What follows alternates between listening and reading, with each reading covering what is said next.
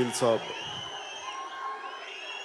ఈ ఫంక్షన్ కోసం వచ్చిన టీవీల్లో వీక్షిస్తున్న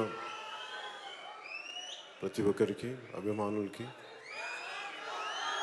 ఆడపడుచులకి, పెద్దలకి, ఈ ఆడిటోరియంలో ఉన్న అతిథులకి, పెద్దలకి, ఆడపడుచులకి, నాకు గుండె చప్పులైన నా అభిమానులకి,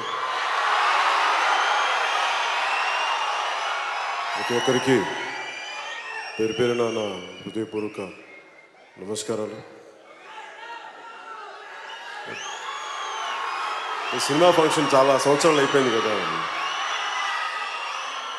ఇప్పుడు బండ్ల గణేష్ లాగా మనం మాట్లాడలేము. ఏదో పొలిటికల్ సభలు అయితే మాట్లాడచ్చు, కానీ ఇక్కడికి వచ్చి ఏం మాట్లాడమంటారు కష్టంగా. నాకు 3 సంవత్సరాలు నేను సినిమా చేయలేదు అన్న భావన నాకు కలగలేదు. ఎప్పుడు నేను నా గుండె, నా మనస్సు మన దేశం కోసం, మీకోసం కొట్టుకుంటా తప్ప ఏ పని చేసినా, ఒక పుస్తకం చదివినా, ఒక వాక్యం రాసుకున్నా మన సమాజం కోసం, మన దేశం కోసం ఉంటుంది. కాబట్టి సినిమాల్లో నేను 3 సంవత్సరాలు నేను చేయలేదంటే నాకు అసలు అనిపించలేదు, నా కాలం అనిపించలేదు.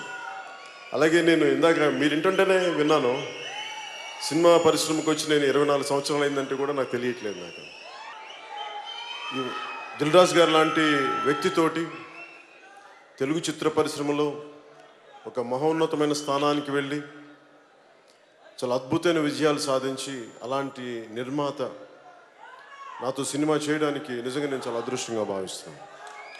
ఎందుకు చెప్తున్నానంటే ఈ మాట, ఎప్పుడు నేను కళలు కనేవాళ్ళని నేను చాలా ఇష్టపడతాను. నేను ఏదైనా సరే ఒక కళ కనాలి, ఇది నేను సాధిస్తాను, ఈ స్థాయికి వెళ్తాను. అది శేషేంద్ర గారు చెప్పినట్టుగా కలలు కను, కలలు కను, కలలు కను. నీ కళల్ని తొక్కుతూ నడుస్తున్న పాదాలని ఖండించే వరకు కలలు కను. అలా ఎన్నో కళలు కన్నారు ఆయన. ఎన్నో నా సినిమాలన్నీ దాదాపు ఆయన డిస్ట్రిబ్యూషన్ చేసి, సినిమా చేయకూడదు అనుకోలేదు, చేయాలనుకోలేదు. ఎప్పుడు మా ఇద్దరికి కలయిక ఎప్పుడు జరగలేదు.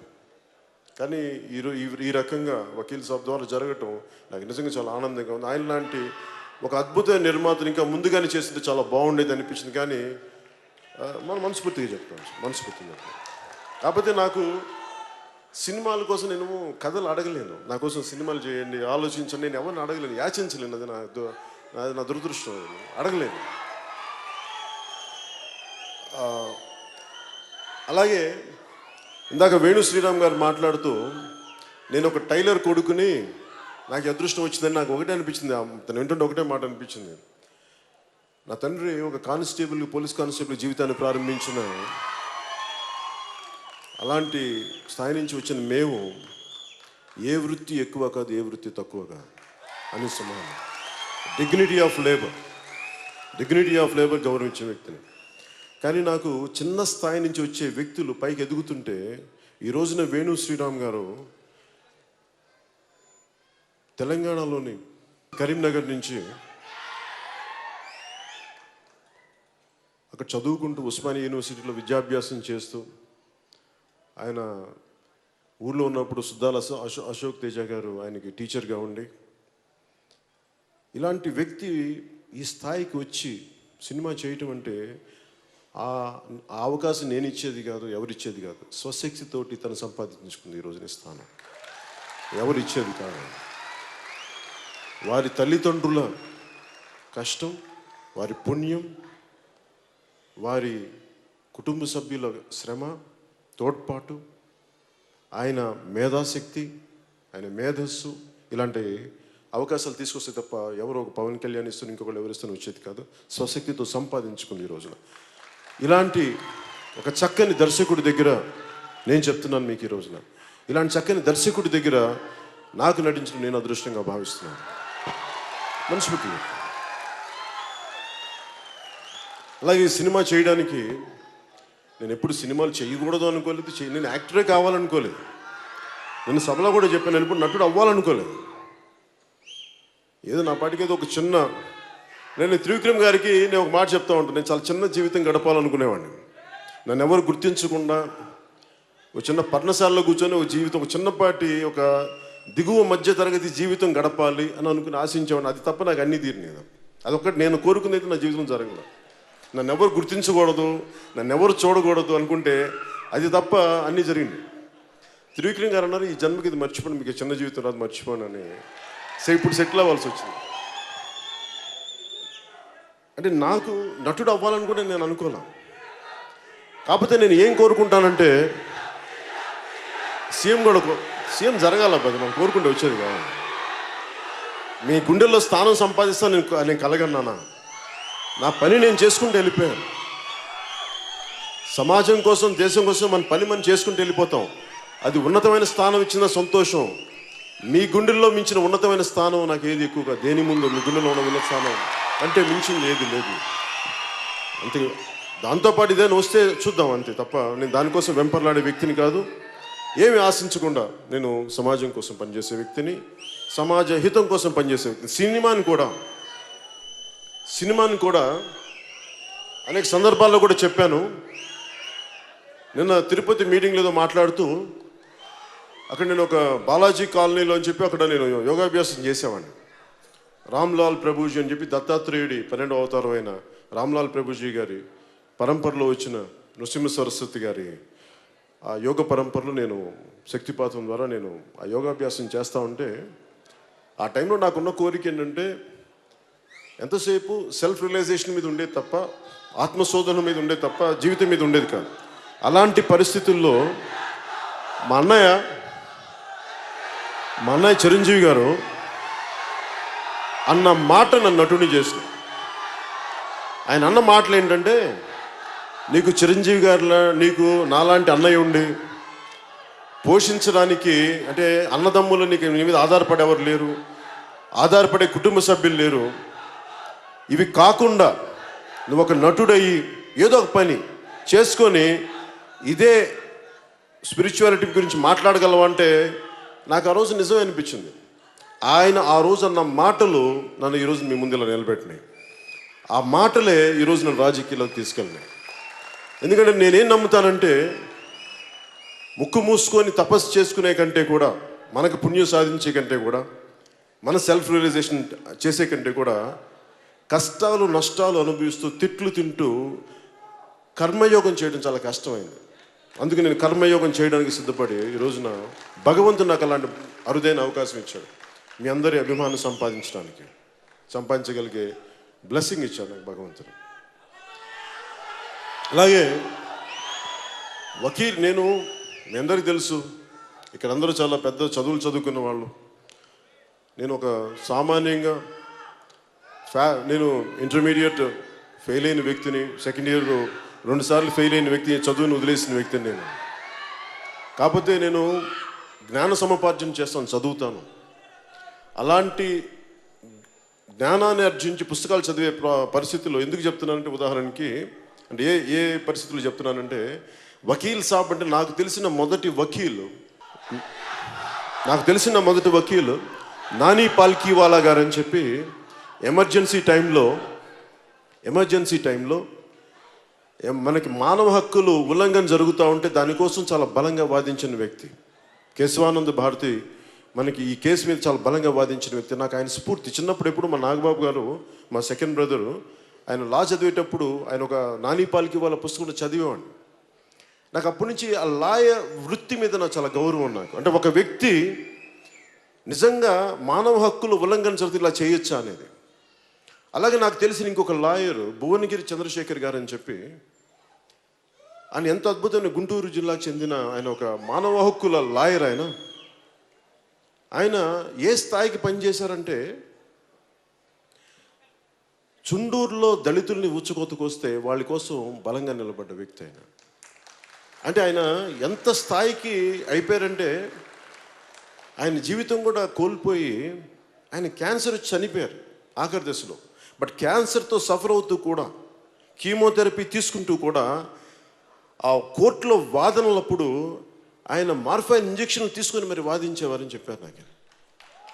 అలాంటి ఒక ఆయన ఈ రోజున మన మధ్యలో లేరు. ఆయన చనిపోయారు. నాకు కరెక్ట్ చెప్పాలంటే అత్తారింటికి దారి షూటింగ్ మధ్యలో చనిపోయారు.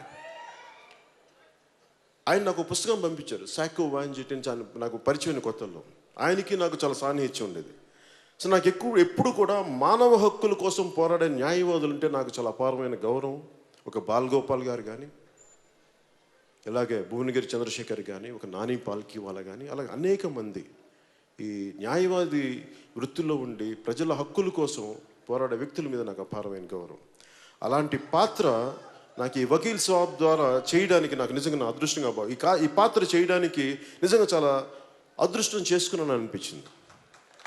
ఎందుకు ఈ మాట అంటున్నానంటే, ఒకటి పింక్ సినిమా, ఇది సుజీత్ సర్కార్ వారి రైటర్స్ బృందం రాసిన ఒక అద్భుతమైన స్క్రిప్ట్ని నేను చిన్నప్పుడే నుంచి ఎవరితోనా అంటే మీరు ఎలా ఫీల్ అవుతారో నాకు తెలుసు. మీ గుండెలో ఎలాంటి ఒక అభిమానం ఎలా అది నేను అమితాబ్ బచ్చన్ మీద నాకుండే. అమితాబ్ బచ్చన్ గారి మీద నాకు పిచ్చి అభిమానం ఉండేది. నాకు ఆయన కోసం మీలాగా నేను గొడవలు పడిపోయేవాడిని. ఎంతెందుకు మా సొంత చిన్న మా నాగబాబుతో గొడవలు పడేవాడిని. వాళ్ళు కావాలి అంటే నేను గొడవ పడేవాడిని, కొట్టడానికి వెళ్ళిపోయేవాడిని. అలాంటి అమితాబ్ బచ్చన్ గారు నటించిన పాత్ర నేను చేయాలంటే అసలు నాకు మనసులో కూడా రాలేదు. చూశాను, మామూలుగా సినిమా చూసాను, చాలా బాగుంది అనుకున్నాను, కానీ ఎప్పుడు నేను సినిమాలు చేస్తాను లేదు ఏం అనుకోలేదు. అలాంటి సమయంలో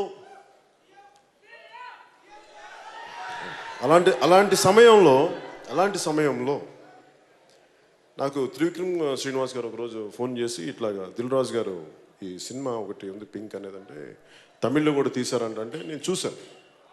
ఆ ట్రైలర్ ఏదో చూసిన తర్వాత సినిమా కూడా చూశాను. నేను సినిమా అనేది నా ప్రతి సినిమాలో కూడా సామాజిక స్పృహని ఎంతో కొంత చూపించాలని తపన పడేవాడిని.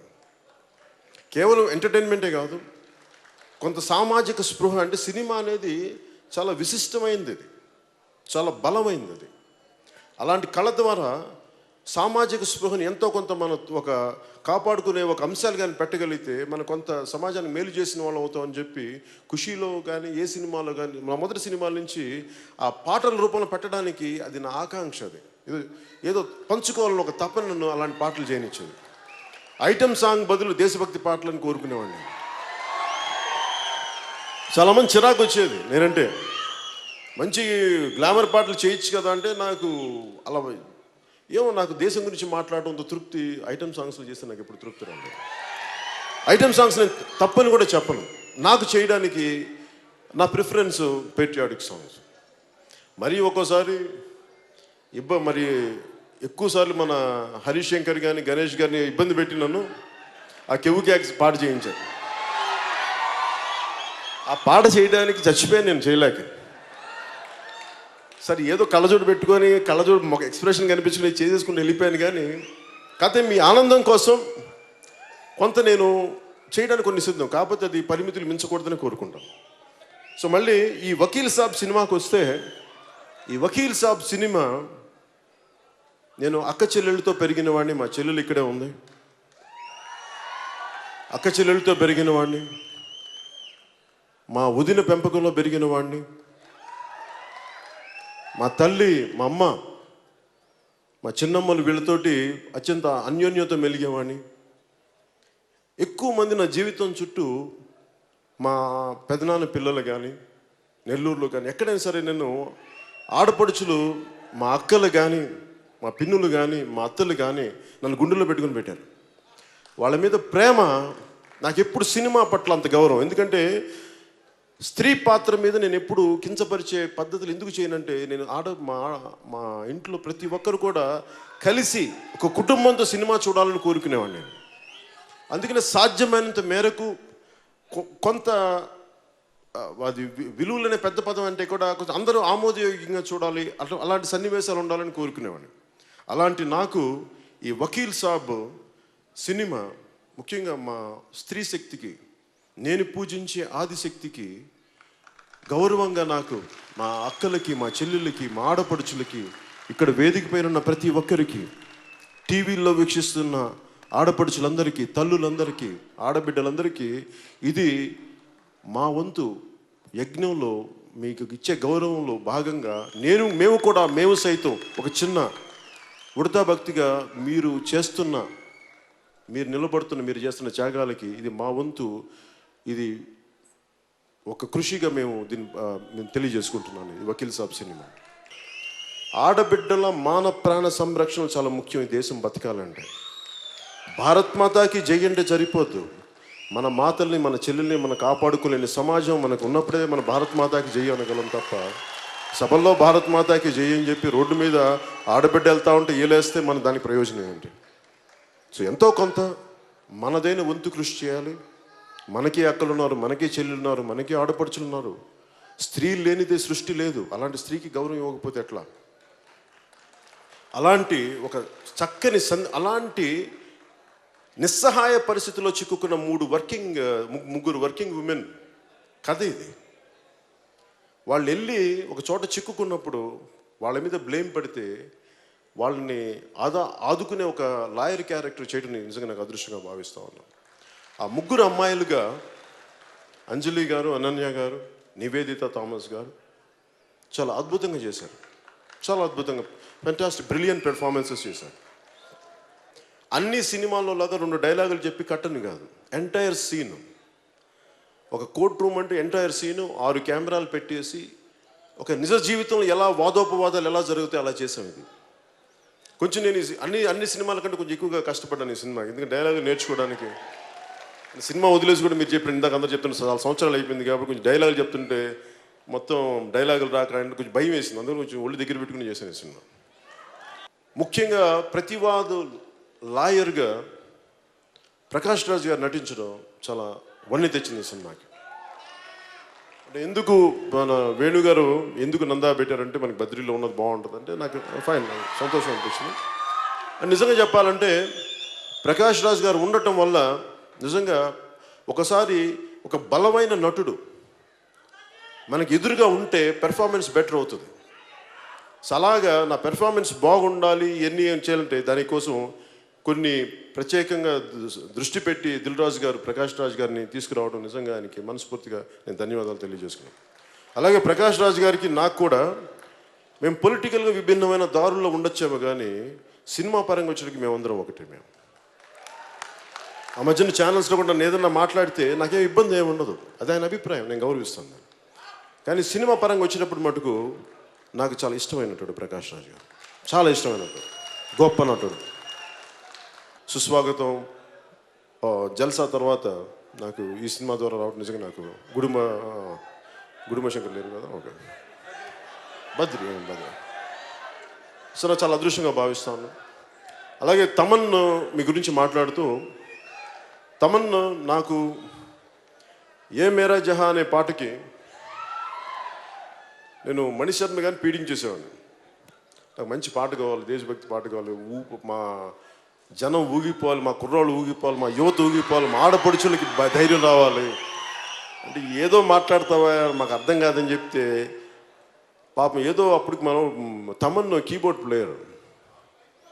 సో ఆయన కూర్చోబెట్టి మాకు చిన్న ఏదో చెప్పి ఇలా చెయ్యండి, తమన్ను ఒక చిన్న ఏదో బీజియంలో ఒక బీట్ పట్టుకొస్తే నాకు ఇలా ఈ పాట కావాలి అంటే ఆ వేరే పాటలు నా బీట్ని తీసుకొని ఏ మేరా జహా తీసుకుని దానికి ఆ రోజు మణిశర్మ గారు చేయించింది తమన్ గారి ద్వారా చేయించాను.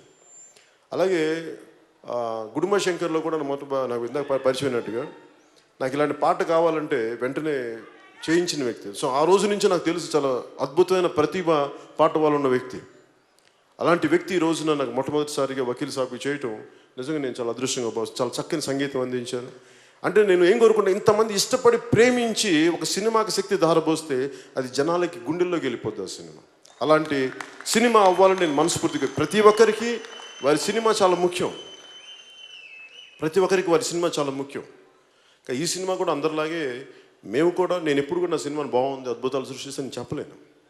మా వంతు కృషి మేము చాలా బాగా చేసాం. మా చేతిలో ఉన్నంత వరకు అందరం చాలా ఒళ్ళు దగ్గర పెట్టుకొని చాలా బాధ్యతతో చేసాం. ఎంత బాగుంటుంది, ఎంత విజయం సాధిస్తుంది అనేది మీ చేతుల్లో పెడుతున్నాం. అది మీరు మీ ఆశీర్వాద బలం అది. ఏప్రిల్ 9th రిలీజ్ అవ్వబోతా ఉంది. సో దీనికి అద్భుతంగా చేయాలి. అలాగే వినోద్ గారి ఫోటోగ్రఫీ నాకు నిజంగా చాలా అద్భుతంగా అనిపించింది. అంటే ఎక్కువ అంటే ఒక 6 కెమెరాలు పెట్టేటప్పుడు లైటింగ్ చాలా కష్టం. అలాంటి లైటింగ్ని ఆయన చాలా ప్రతిభావంతంగా, శ్రమ పడకుండా, ఆర్టిస్టులు ఇబ్బంది పెట్టకుండా చాలా అద్భుతంగా ఆయన తీర్చిదిద్దిన ఫోటోగ్రఫీ మనస్ఫూర్తిగా వారికి నా ధన్యవాదాలు. అలాగే ప్రత్యేకంగా కళాదర్శులు రాజీవన్ గారికి మనస్ఫూర్తిగా నా కృతజ్ఞతలు తెలియజేసుకుంటా ఉన్నాను. ఆడపడుచులు అందరూ వచ్చి ప్రత్యేకంగా ఈ హిందుస్థానీకి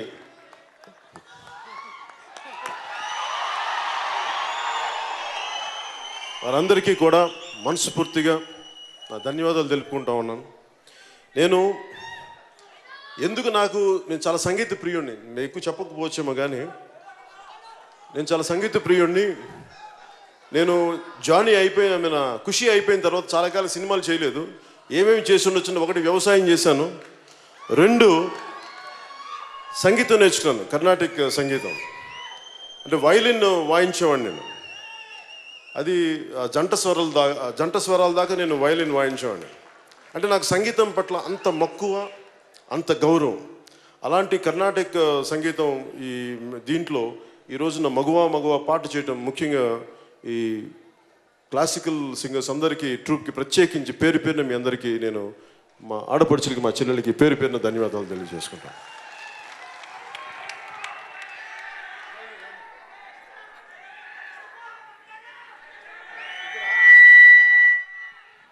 అలాగే శివమణి గారు నా అభిమాని. అంటే నేనంటే ఇంత ఇష్టం నాకు తెలియలేదు ఇప్పుడు దాకా. నన్ను పిలిచి డ్రమ్స్ వాయించే వరకు నాకు శివమణి గారు అంటే నాకు నిజంగా నాకు తెలీదు. ఈయన సాక్షాత్తు శివస్వరూపం. ఆయన శివుడి ఢమరకం ఎలా ఉద్భవిస్తో తెలియదు కానీ ఈయన చూస్తే ఆ శివనాథం అణువున ఈయన అణువు మొత్తం బయటికి వస్తూ ఉంటుంది, ఉద్భవిస్తూ ఉంటుంది. ఆ శివస్వరూపానికి, ఆ సరస్వతి స్వరూపానికి మనస్ఫూర్తిగా మీ అందరి తరపున నేను ధన్యవాదాలు తెలుపుకుంటాను. అలాగే ఈ సభని చాలా అత్యంత చాలా చక్కగా నడిపిన సుమ గారికి కూడా మనస్ఫూర్తిగా నా ధన్యవాదాలు తెలుపుకుంటూ, ఇక్కడ ముఖ్యంగా మీరు లేకపోతే పవన్ కళ్యాణ్ లేట్ గుర్తుపెట్టుకోండి. నేను మనస్ఫూర్తిగా చెప్తాను, నేను మిమ్మల్ని ఇంప్రెస్ చేయాలనో లేదు, నాకు అలాంటి కోరికలు ఎప్పుడు. నేను ఎందుకు నమ్ముతానంటే, సగటు ఏమాత్రం అండదండ లేని వ్యక్తి, అలాంటి సమూహం నుంచి వచ్చినవాడిని నేను. మీ గుండె చప్పుడు నేను అర్థం చేసుకున్నవాడిని, మీ గుండెల్లో ప్రేమని గౌరవించేవాడిని. మీకోసం సినిమాల్లో ఒక ఆనందాన్ని ఇవ్వాలి అని పరితపించేవాడిని. కొన్నిసార్లు మీ ఆనందానికి తగ్గట్టుగా నేను సినిమాలు చేయలేకపోవచ్చేమో కానీ నా ప్రయత్నం లోపమైతే ఎప్పుడు ఉండదు. ఒకసారి భగవంతుడు కాలం మనం కరుణించదు. ఇప్పుడు కాలం కరుణించాలి, ఎక్కువ సినిమాలు చేయాలి. ఎందుకంటే ఇందాక బండ్ల గణేష్ చెప్పినట్టుగా నాకు చాలామంది పొగరు అనుకుంటాను. నన్ను అడగేది పొగరు నడుచుకుని వెళ్తే పొగరు ఎందుకు ఉంటుంది? ఏం చూసుకొని పొగరు ఉంటుంది? ఈ శరీరం నాది ఆ పొగరు చూపించుకోవడానికి. పంచభూతాల నుంచి వచ్చిన ఈ శరీరం చూసి దేనికి పొగరు ఉంటుంది? తల్లిదండ్రుల నుంచి వచ్చిన శరీరం నేనేం తెచ్చుకున్నాను ఇక్కడి నుంచి? ఈ సక్సెస్ నాదా మీది? మీరు ఇచ్చిన సక్సెస్ని చూసి నాకెందుకు పొగరు ఉంటుంది? కాకపోతే ఎవరిని నేను ఎప్పుడు నా ప్రపంచంలో నేను బతుకుతాను. ఒకసారి నా ప్రపంచంలో నేను బతుకుతున్నప్పుడు మిగతా వాళ్ళకి పొగరులాగా అనిపిస్తుంది. నేనేం చేయలేను దాన్ని. పొగరంటే ఏంటంటే దారిని పోయి వెళ్ళేవాడిని కొట్టడం, మర్యాదగా బతుకుతున్న వాళ్ళ మీద దాడి చేయటం, అహంకారంతో ఆడబిడ్డల మీద, మాన ప్రాణాల మీద దాడి. అది పొగరు, అహంకారాలు అంటే. తల ఉంచుకొని కిందకెళ్ళి ఎవరిని పట్టించుకో, అది పొగరు అనుకుంటే మనం ఏం చేస్తాం? అలాగే సినిమాలు ఎందుకు చేయాలంటే, అరే మీరు సిమెంట్ ఫ్యాక్టరీలోనూ పాల ఫ్యాక్టరీలు పెట్టుకుని మీరు సినిమాలు చేస్తే రాజకీయం చేయకూడదా? నేను సభలో కూడా చెప్తా ఉన్నా, క్లబ్బులు నడిపేవాళ్ళు ఎమ్మెల్యేలు అవ్వచ్చు,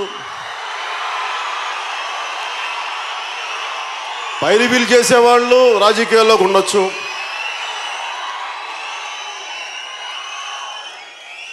అసలు రాజకీయాల్లో చేసే వాళ్ళకి అత్యంత జీతం వచ్చేది ప్రధానమంత్రి గారికి 4 లక్షలు ఎంతో వస్తుంట. చీఫ్ మినిస్టర్కి 1.5 lakh అండి మన శాలరీ అంతే. మరి 1.5 లక్ష 4 లక్షలు వచ్చే ఒక లక్ష లోపు వచ్చే ఎమ్మెల్యే పదవికి ఎందుకంత తప్పని పడిపోతారు? అంటే నేను ఒకటే చెప్పాను, సినిమాలు నేను అవినీతి చేయకుండా ఉండడానికి నేను సినిమాలు చేస్తున్నాను.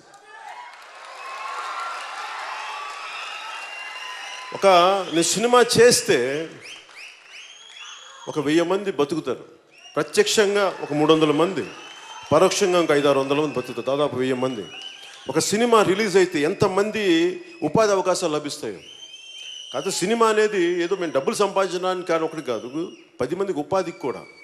సో పరిశ్రమ కళకళలాడాలి అంటే అది నేను కోరుకోలేదు. సినిమా వస్తే చేస్తాను, కథలు బాగుంటాయని చేస్తాను, అంతేగాని కేవలం నేను డబ్బు సంపాదించడం కోసం నేను చేయను. అన్నీ కుదిరినప్పుడు నాకు అందరితో పాటు ఆనందంతో పాటు నా డబ్బు వస్తే సంతోషం. ఆ డబ్బుని తిరిగి మేము సమాజానికే పెడతాం మేము. అలాంటి అందుకే సినిమా అనేది నాకు భగవంతుడు అవకాశం ఇచ్చినంత వరకు ప్రజలకు సేవ చేస్తాను. దాంట్లో భాగంగా సినిమా కుదిరితే ఖచ్చితంగా చేస్తాను. సినిమా నుంచి పారిపోయే వ్యక్తిగా. అలాగే నా కంపెనీ ద్వారా కూడా ఈ రోజున వేణు శ్రీరామ్ గారు కానీ వీళ్ళందరూ కూడా మనకి ఆయన 3వ సినిమా ఇందాక ఆయన అన్నట్టు దేశంలో చాలా గొప్ప గొప్ప దర్శకులు రావచ్చు అంటే నేను ఎవరిని కోరుకోను. నేను ఎప్పుడు ఏం కోరుకుంటాను, నన్ను ప్రేమించే దర్శకులు కావాలని నేను కోరుకుంటాను. ఎందుకంటే మీరు ఒక అద్భుతమైన సక్సెస్లు ఉన్న దర్శకుల కంటే కూడా ఈ సినిమా పట్ల, కథ పట్ల, ఆ తర్వాత చేసే హీరో పట్ల, నేననే కాదు ఎవరైనా కానీ ఆ ప్రేమ గౌరవం ఉంటే అది ఆటోమేటిక్గా సక్సెస్ సినిమా ద్వారా వస్తుంది. ఒకవేళ ఎంతో కొంత ప్రయత్నం చేయగలుగుతాం. నాకు అలాంటి దర్శకులు అంటే నాకు ఇష్టం. నాకు అలాంటి దర్శకులు వరుసగా ఉన్నందుకు మనస్ఫూర్తిగా ఒక వేణు శ్రీరామ్ కానీ, లేదంటే హరీష్ శంకర్ కానీ, సాగర్ కానీ వీళ్ళందరూ ఇష్టపడి వచ్చేవాళ్ళు సినిమా మీద, అట్లే నా మీద ప్రేమతో. నేను గౌరవం ఇచ్చి ఇక్కడ ఈ సభలో లేకపోయినప్పటికీ కొన్ని ప్రత్యేక రాలేకపోయారు ఆయన త్రివిక్రమ్ శ్రీనివాస్ గారు. మనస్ఫూర్తిగా నాకు ఈ సినిమా చేయడానికి మూలకారకులైన త్రివిక్రమ్ శ్రీనివాస్ గారికి, దాన్ని ముందుకు తీసుకొచ్చిన ఈరోజు వాస్తవం చేసిన దిల్ రాజు గారికి, దీన్ని తెరకెక్కించిన వేణు శ్రీరామ్ గారికి, ప్రతి ఒక్కరికి నేను రుణపడి ఉంటాను. మీ అందరికీ నా హృదయపూర్వక ధన్యవాదాలు. మీ అందరికీ పేరు పేరున ధన్యవాదాలు తెలుపుకుంటూ, భవిష్యత్తులో మీ అందరికీ సినిమా ఆనందం కలిగజేయాలి, బాధ్యత పెంచాలని మనస్ఫూర్తి కోరుకుంటూ సెలవు తీసుకున్నాను. జై హింద్.